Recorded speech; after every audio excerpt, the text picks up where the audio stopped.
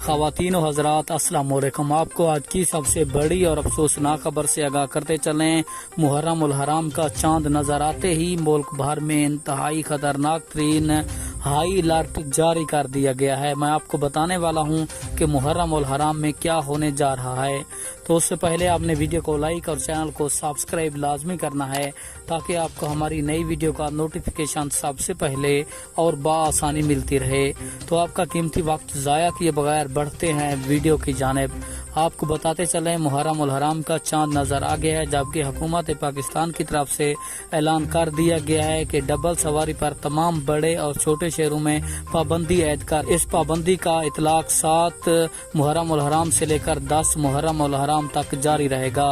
تمام بڑے شہروں میں ڈبل سواری پر پابندی عائد کر دی گئی ہے، باقاعدہ اس کا نوٹیفیکیشن بھی جاری کر دیا گیا۔